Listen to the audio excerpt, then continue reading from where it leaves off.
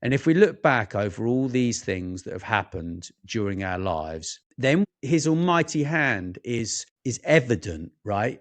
Because he has steered us in this direction that we are on. And if we're not taking that direction, then in my personal opinion, I think that we're lost, right? And sooner or later, you just got to give in and actually accept help. And I think accepting help, asking for help, is one of the toughest things to do. This episode of The Recovery Couch is brought to you by Greg Swartz at Remax Victory and Affiliates. Greg brings heart, hustle, and honesty to every deal. Call Greg at 937-477-8975 today and tell him The Recovery Couch sent you.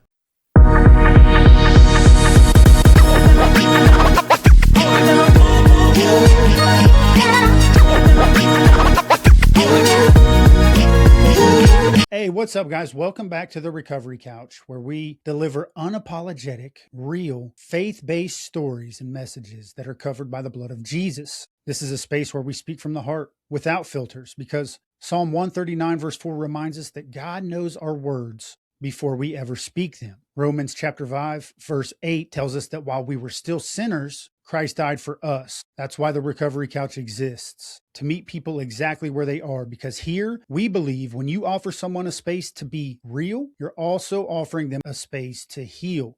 So excited for our conversation today. I have a good friend of mine who started on a factory floor at age 12.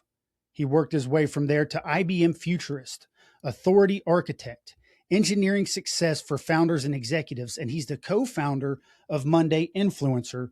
We have on our show Nathaniel Schooler. Nathaniel, how you doing today, brother? Very good, thank you. It's a real pleasure to be on your show.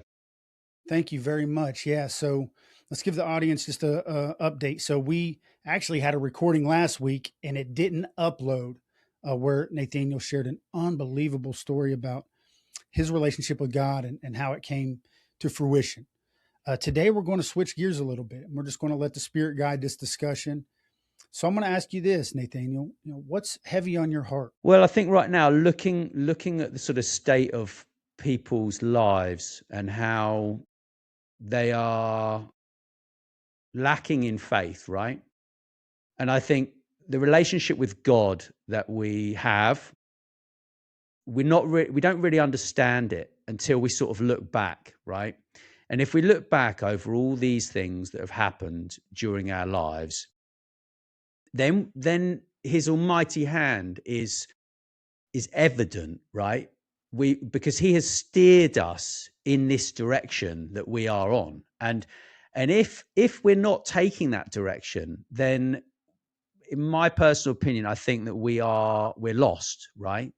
And sooner or later, you just got to give in and actually accept help. And I think accepting help, asking for help, is one of the toughest things to do. It really is hard. And that could be anyone asking for help. And I think life is what we make it, right? But also, when you start walking with God, you start living your life praying every day, twice a day or more, right? And focusing on what your purpose in life is, then actually life just becomes way, way easier to deal with. And, a lot of Christians like myself, they talk about like you hand it over to God, right? You hand over these problems in Jesus' name, right?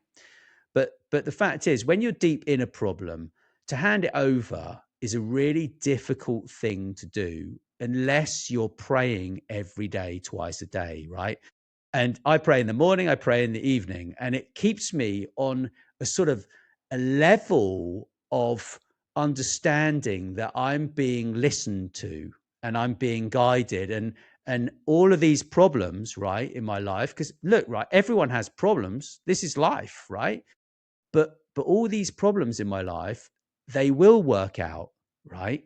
And this morning I had a power cut. Seriously, I swear to you, I'm in rural Croatia. I'm in the middle of the countryside, and some guys were working on the electricity lines this morning. And I didn't know, right? Because you don't know. So I woke up. Thankfully, I had a coffee, right? I had a really nice, strong coffee. And then there was a power cut. And I was in the middle of reading the Bible. I was reading something in the Bible, and I was writing my goals, because I write my goals out every morning, my 10 goals for the year. And then I was like, a few months ago, if I wasn't walking with God in my life, I'd have been really annoyed. But then I was like, do you know what? I'm just going to go with it. I'm going to go with it. And I got up and I did, an hour and a half's Tai Chi training, right? Of leg training, um, and cleared my brain. And then I wrote some things. I wrote some notes, right? And this is really important. These notes are really important to people. And I'm so happy that we're kind of going with the flow here, because I think everyone's gonna love these. So this is what I wrote down in my scrawl. I would show you, but I'm embarrassed. My handwriting's awful on this page, because, but I don't have a desk in my bedroom, right, where I was training. So I just got my pen and scrawled this. Other people's opinions of me are none of my business. I agree. Success is never giving up, ever. Losers give up. Winners adapt to win. Other people's opinions of me are none of my business. I believe success is never giving up. Woo!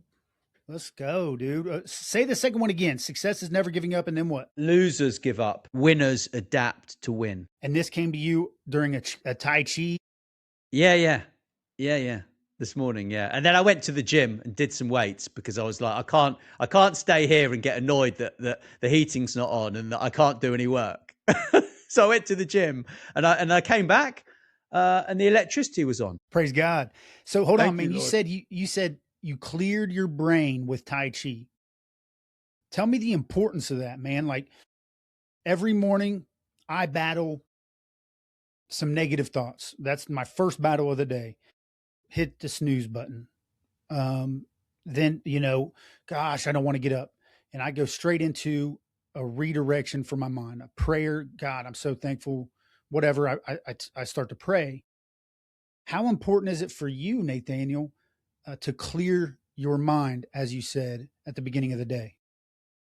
That's something I've been doing for 30 years, right? Mm. So I used to get up at 5 a.m. every day, and I would train from 5 a.m. till 7 every day, and do these kind of internal strength exercises that I've been doing for 20 years. I've been doing those. But before that, I just did like the old people's Tai Chi form, which you see the Chinese doing in the park. And there's this big misinformation around Tai Chi, around yoga, and around all these meditations. And actually, you're not becoming unchristian like if you meditate, right? Meditation is a really important thing to be doing. It's actually crucial. And for me, if I'm meditating and some of these negative thoughts come up whilst I'm meditating, I actually get a pen and a piece of paper and I write them down and I cross them out and I question them, because we all suffer from negative thoughts. We're all clearing our brains from misinformation that has been absorbed through our entire lives. You wouldn't run your iPhone or your Android phone on 10-year-old software, right? Because it would break. But you're running your brain on 20, 30, 40-year-old software. If you've absorbed information from perhaps your parents shouted at you, maybe they hit you, maybe you got bullied, maybe someone told you you're a loser. It doesn't make any difference what it was, until you face up to it, until you turn around and go, do you know what? That's not my opinion of who I am. God does not think that I am a loser. God believes in me. God sees brilliance within me, and he wants me to do something for him. And the moment you pick up that fire and you go and do something for God, everything just changes. Everything. You know what's interesting that we got on this topic, Nathaniel, is this morning, I was out for a jog, and I made this short form video that I sent out to all my socials. And I was listening to it as I was driving in to meet with you. And it hit me. Like, hit me. I'm like, I've been operating out of a loser's mindset for a very long time. And I came to the conclusion, and I based this off of some scripture like Joshua 1:9, be bold and courageous. 2 Timothy 1:7, God did not give us a spirit of fear. He gave us a spirit of power, of love, and sound mind. And I'm like, it's okay to be bold. It's okay to be courageous. It's okay to have a lion heart or a brave heart. As a matter of fact, I think men were created to have a lion heart or a brave heart. And so here you go on this podcast, and we're talking about success is never giving up. Losers give up. Winners adapt to win. And these are very manly principles that should be instilled in every man. And sometimes the humility lessons or the humble lessons, I think, confuse us, especially as men, into believing that we're supposed to be timid. So the fact that you brought this up is kind of blowing my mind on this end of the microphone, brother. But do you agree with what I'm saying right now? 100%. We are not here to be timid. We're not here to, we're here to embrace who we are as men, right? And this is like, I mean, look, I'm 49 and a half, right? So I'm going to be 50 in July, yeah? And I've been doing Tai Chi 30 years. And I started it originally because I wanted to learn self-defense, which sounds a bit odd because people don't really know Tai Chi as a martial art. And I started that, and I had my own class. I taught my own class, and we used to wrestle and practice martial applications and stuff like this. And over the years, over the last 30 years, I've done probably 5, maybe 6 different martial arts, right? And it is your duty to be strong as a man, right? It's your duty to yourself to be able to look after yourself, to stand in with a posture that says, okay, we could fight, but it's not going to end well for anybody, right? And there's nothing wrong with that. This whole attitude, in my personal opinion, of, keeping kids away from doing boxing, keeping them away from doing combat sports, right, is the worst thing that you can do for your child. It really is, because because these sports, and it doesn't matter if it's a combat sport or if it's any competitive sport, right?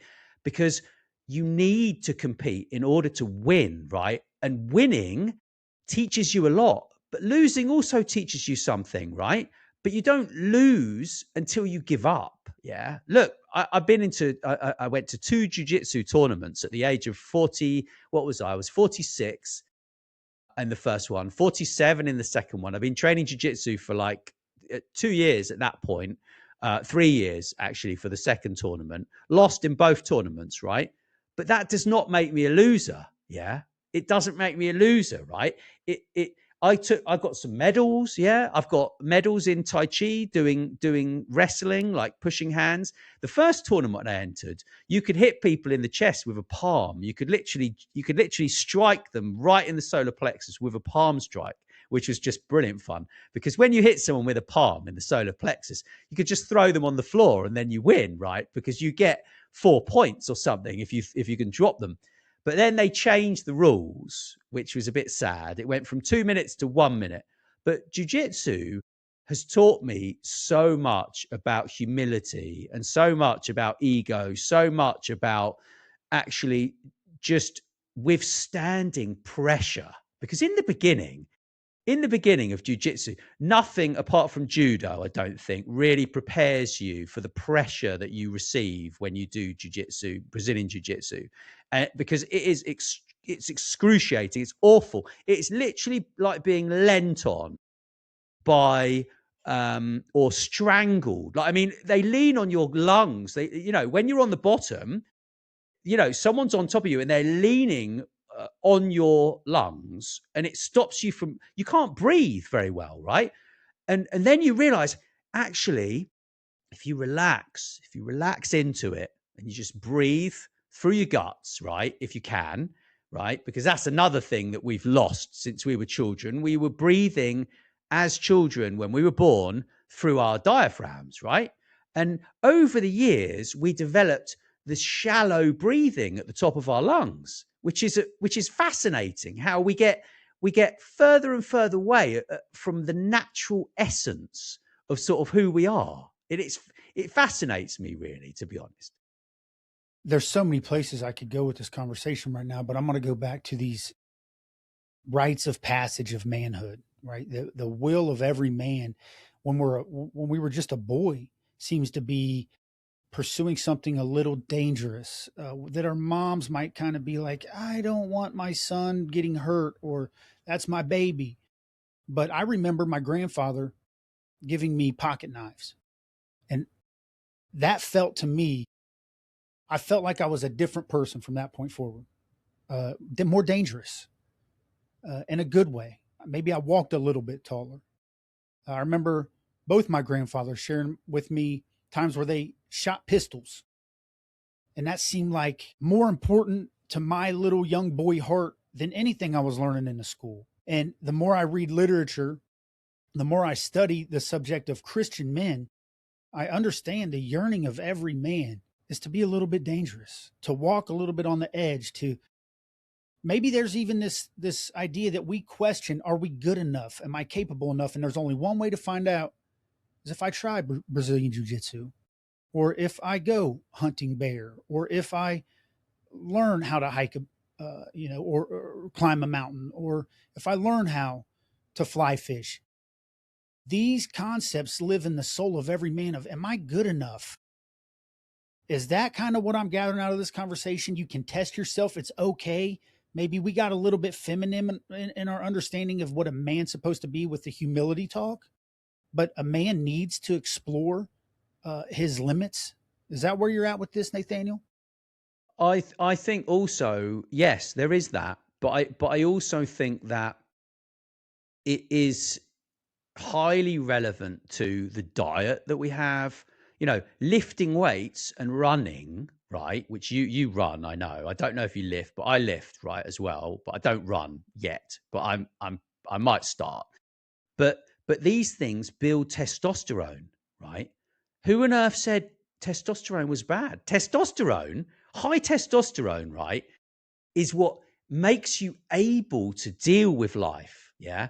And if you sit there, I mean, there's a fantastic TED talk by this lady called Amy Cuddy. I don't know if you've seen it, but it's incredible. And she talks about the posture that you have in order to uh, basically change your output, right? Change what happens in an interview. And it's fascinating because if you stand there for 2 minutes with your hands on your hips in a really big power pose in front of a mirror, making yourself feel bigger, right? And then you compare yourself to how you feel when you're looking at your mobile phone and you're crunched and crouched over your mobile phone, the chemistry in your body is totally different. It's totally different. And you're also getting bad posture from looking at your phone like that. And you're not able to deal with problems. And this is why I think it's important to do things that are hard. What is it scientifically? What is it? Is it cortisol? Is it serotonin? Yeah. Is it It lowers cortisol and it raises testosterone, right? Especially leg training. If you're doing weight training on your legs, or you're doing, running, right? You're doing some, it doesn't even have to be weights. It can be just yoga poses or Tai Chi postures, or, anything that really is working your leg muscles is boosting testosterone, right? And obviously during your life, when you're a man, you've got less testosterone when you get older, right? So, that's why you get a lot of older men like taking TRT, right? Because actually they're not training very hard. They've got poor diets and they need to take TRT because for many, many reasons, yeah, can be many reasons. But in order to feel manly, it is important to feel strong, Like it's, and we lose muscle as well. Don't forget when you get to 40 or whatever it is. I mean, like I say, I'm 49. You start losing muscle, I believe, when you're about 40 years old, right? So if you don't lift, you basically degrade. So you're treating this body, right, which is in essence the most amazing thing we've been given. Yeah. You're treating it badly. And then what that does is it increases, if you've got problems, it increases the wrong hormones, and it reduces testosterone, which means that you're becoming more effeminate, and you're basically, and obviously with a lot of the drinking water, there's all sorts of these things. If you drink a lot of beer, you're reducing your estrogen, you're increasing your estrogen levels, so you can grow man boobs, right? This episode of The Recovery Couch is brought to you by JB Davis of South Dayton Toyota. If you're looking for integrity, outstanding service, and unbeatable deals on your next vehicle, JB is the guy to call. He's built his reputation on honesty and taking care of people the right way. Reach out to JB Davis today at 513-267-5225 and experience the difference. And there are all these things that people just don't talk about. And it amazes me that actually people just continue to eat junk food, drink loads of Coca-Cola with loads of sugar in, and we wonder why, like, there's this massive diabetes situation in the world, and it's because people just eat junk. And I appreciate when you're on a tight budget, it is really hard to eat well. I know what that's like. I've been there many, many times. Yeah. So, but you can still buy a chicken. You can roast a chicken once a week. You can, you can eat healthy, but you need to just be careful with what you're eating. And I think it's all connected. All these things are connected, to be honest. Yeah, it sounds like what you're saying is our bodies that we were given from God, we were made in the image of God. We're, as men, called to be strong protectors, providers. And in order for us to be good at what we're called for, we need to take care of the vessel that we've been given. And that seems like it does often get overlooked because we seek comfort. Naturally, as humans, it's comfortable to eat a whole bag of chips. I did it about a week ago on Sunday. I did it on Sunday. It was comfortable. I am a recovering drug addict. I did that because that was comfortable. So we seek comfort, but you rewind a little bit back into the conversation where you're talking about doing things that are difficult. That's what's building. It sounds like what you're saying scientifically, that's what's building the disciplines, the resilience, and properly giving us the right cortisols, the amounts of testosterone that our body needs from a anatomical or a biological perspective. There is a science to this to be a healthy man that can provide in a healthy manner. Is that what I'm picking up here? Yeah, absolutely. Look, man, I used to smoke weed. I had a problem with weed while I was at university, college, studying. Um, and I managed to actually supplement that habit with Tai Chi, and the Tai Chi actually replaced the need for marijuana, which is super interesting because the meditation and having a clear mind, that's why people want to get stoned and get high. They want a clear mind. They don't want to think about their problems. And my parents were having divorce. When I was 15, I smoked weed, 16, probably up to the age of 28, right? And I gave up. And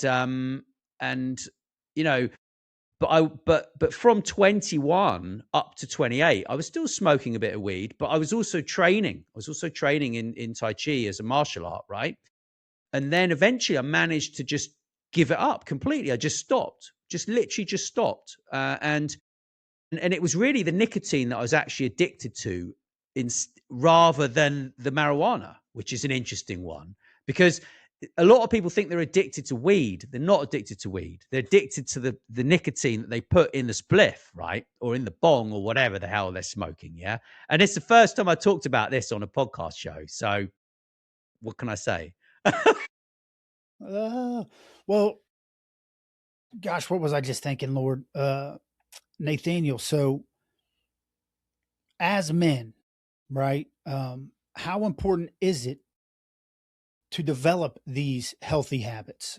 What what is going to be different if I choose to seek disciplines as opposed to seeking comfort? That's a really good one. That's a really good question. I mean, I think seeking comfort can be found in many different places, right? And we all come and have we all have temptations. Yeah, we all have temptations, and porn is a massive problem for people. Yeah, and I gave that up, and since I've given up porn, that has made me feel so much better in life, right? And it because it delays the thing that we should be doing. This is what it is, right? Is that all of these tactics, all of these addictions, all of these things are delaying the actions that we should be taking in order to improve our lives and walk in the right direction. And if we're hanging out with the wrong people, that is one of the toughest things to break free from, because if you're hanging out with the wrong people, there is a peer pressure. You are going to do what the other people do, and you need to break free, and you need to literally change your life, right? I talk about this all the time with my mentor. We're big into this topic is just massive for us, and you will not believe how good you can actually feel, but you've got to take control. You must take control. You're in control of what's going on in your brain here. No one else is in control. And you know, there might be certain forces, certain negative energies around you, and you need to get rid of them. Go to church, pray, pray anyway, get your Bible, right? And talk to the man upstairs. And you will be surprised how your life can change, right? Because it does change. And in the beginning, it might not feel like it's changing, but when God is not speaking to you, he's doing something for you, is kind of what I've worked out. Yeah, that's a super interesting take because I look back on the times where I did seek comfort and I was prolonging activities that I knew that my body needed or my mind needed me to do in order to feel better. But I would slip into this comfort and what I found out, and this is how I've said it recently, Nathaniel, is setting goals and practicing those disciplines are equivalent to self love. So when I would say a year ago, I'm going to wake up tomorrow at 5 a.m. And exercise, and then I wouldn't, internally, I would feel like I let myself down. Externally, I would say, like, I don't care. That shit don't matter. But it did matter. Inside, it really did matter. Because the next day, I'd say the same thing. And I remembered, well, I didn't do it today, and that was no big deal. And I started stacking these bad behaviors. And when I finally started to practice the disciplines, I noticed that the feeling of letting myself down disappeared. And now I'm had this feeling of, man, I'm showing up for myself on a daily basis. And man, all of a sudden that task became a little easier and this task, and they didn't get any easier. I just knew how to deal with them better. My body was in a position to cope with my tasks, my daily tasks, a lot better. And so that's a very interesting take on we do prolong the activities that we want to get to by hitting the snooze button or watching pornography or smoking the joint. Um, and then we feel like we let ourselves down. I just wrote a piece on this not too long ago. And that's where I came up with the idea. Self-discipline is really self-love. That's when I started to learn to love myself, was when I did all the things that I thought I didn't want to do. What's your take on that? It's funny, isn't it? How people want to be free. They think that discipline does not make them free, right? But discipline makes you free. This is what's interesting. Yeah, it really is interesting. And you know, I do the same thing sometimes when it comes to getting up in the mornings, right? Some days are better than others. You're never, look, right, we're human. We need to be kind to ourselves, yeah? But we also need to move the alarm clock so that it's uh, far enough away so that we can't just push snooze on it. This is the most important thing. It's the most important thing. And actually just just sort of reduce the amount of sleep you need a little bit every day. It's about the small steps, in my personal opinion. And you know, for example, I tried to start getting up at 5 a.m. again and training, right? And it's almost impossible, right? Unless you're going to sleep at like 11, right? But I can't seem to get to sleep at 11. So I've moved my routine in order to fit my life. And this is the thing, is that we're living these lives that are very high pressured, right? And in fact, what I do now is I turn off my Wi-Fi before I go to sleep, and I've noticed that makes a massive difference to how I feel in the morning. Huge difference. Because the Wi-Fi, right? It's giving off a signal to your brain, right? Not just your phone. So you turn your phone off, turn the Wi-Fi off, right?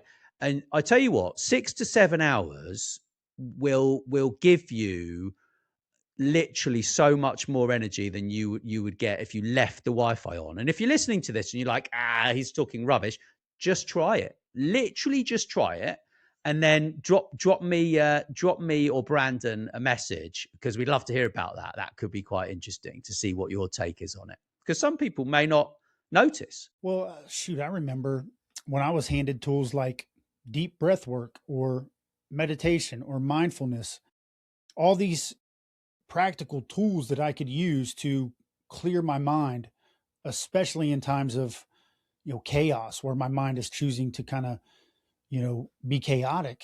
And like you're saying with turning off the Wi-Fi, um, it might seem like it's not going to have a major effect, but all of these simple tools, especially when they're stacked on top of each other, they have a major effect, not a minor effect.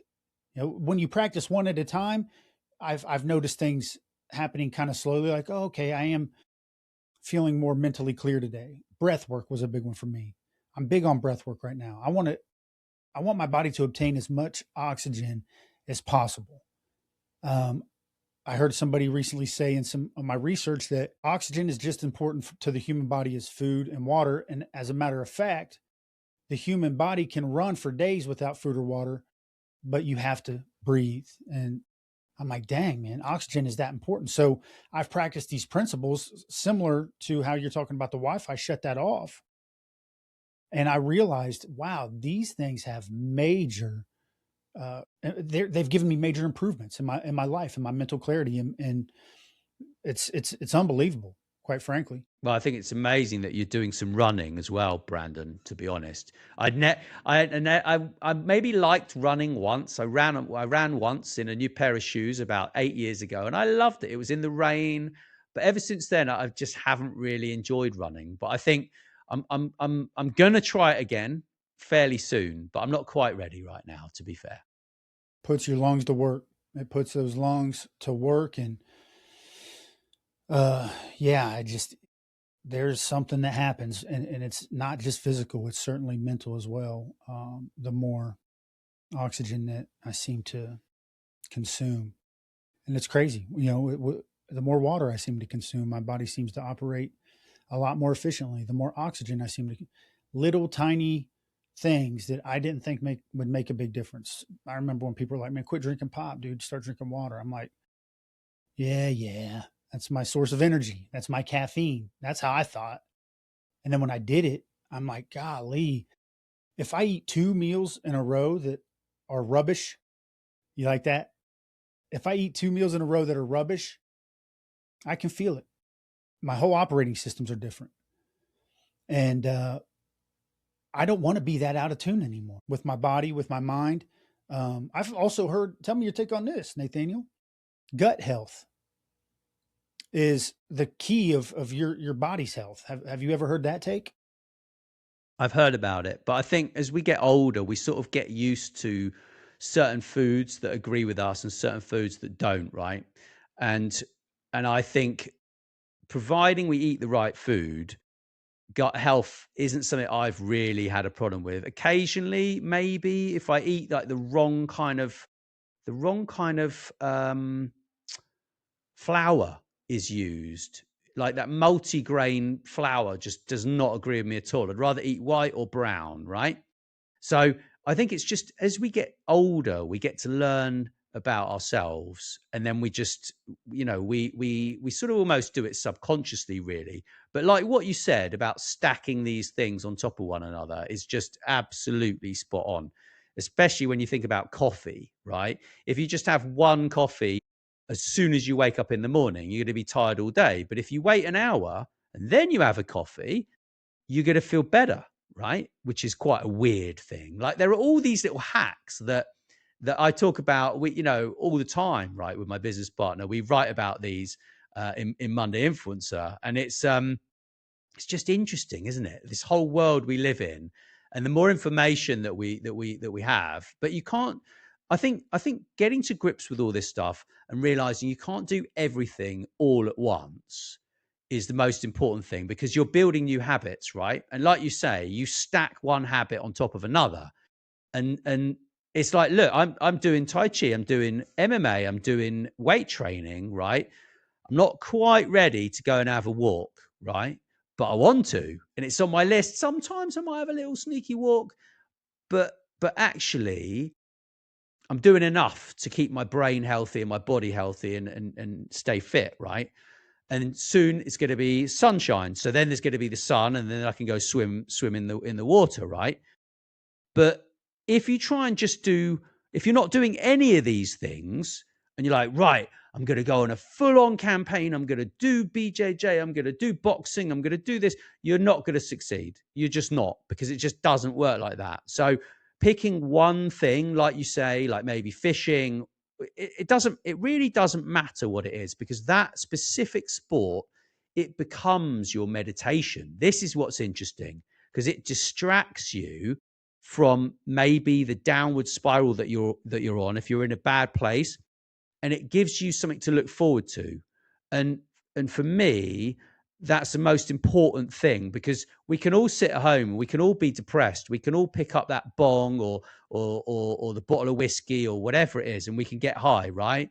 But it delays everything, and then the next day we got to do it because we feel terrible, because we feel awful from the day before, and it's just like, oh, come on, when does it end, right? Is kind of my attitude, if I'm perfectly honest. Yeah, I think that puts a perfect bow on the whole discussion of stacking these small things. Don't try to achieve everything at once. Pick a small goal and obtain that, and that becomes your meditation. That's where you get out of your mind and into a place of honestly spirituality. Maybe you don't even know it, but that's kind of what it is, and you grow. Yeah, I really like that. Yeah, it becomes your meditation. That's really good. So Nathaniel, let's wrap us up here with one last question. So let's say there's a man listening to this show and he doesn't practice any of the disciplines we talked about this episode. What kind of advice or encouragement would you give to that man? And where would you tell him to start? I would say start by just walking around the block. Go and walk for 5 minutes. Walk for 5 minutes, drink some water, and do that on the first day. Second day, walk for 5 minutes. Do that for maybe a week. Then the next week, start walking for 10 minutes, and slowly increase what you're doing. You don't have to go fast if you're not very fit and if you do nothing, but you need to pick something that you think, okay, I can do that. If you don't have much money, joining a gym's pointless. It's a waste of money. So just start walking. It's the simplest thing that you can do that will help you. And you don't necessarily need any earphones. If you've got some, maybe listen to something while you're walking. Listen to some sort of classical music, some church music. Sometimes if I get depressed, I listen to American gospel music. I love a bit of gospel music, to be fair. I'm literally just addicted to gospel. And sometimes I listen to it for hours, right? Because it, whatever negativity that's going on, that stuff is just it's gonna clear it right out, if I'm perfectly honest. I love that. Yeah, that's some great encouragement. Honestly, small baby steps, get your blood flowing, uh, move. Just get up and move. It's amazing at the way that that will work and making your body and your mind feel better. Awesome, Nathan. Monday Influencer. Tell them a little bit about that, where they can go to find you, and what their next step would be if they want to get involved somehow. Thank you. That's fantastic. Monday Influencer is a world-class strategic digest and educational platform that distills elite thinking into executable strategy for mastering business, career, and life. And you can go to mondayinfluencer.com, and there's a $1 month one trial on there, and then it's $19.95 a month. So it's not ridiculous, but it has so much information, and my business partner and I are really proud of that. And feel free, if you want to visit my website, which is natschooler.com, or you can connect with me on pretty much every social media that there is. I'm kind of relaxed on that. Feel free to kind of connect. I'm happy to help in any way I can. Yeah, such a good man, such a great heart, Nathaniel. Thank you so much for being on the show. I know you guys are going to enjoy everything that he's doing. Go check out Monday Influencer, and just remember that you always have a seat right here on the recovery couch.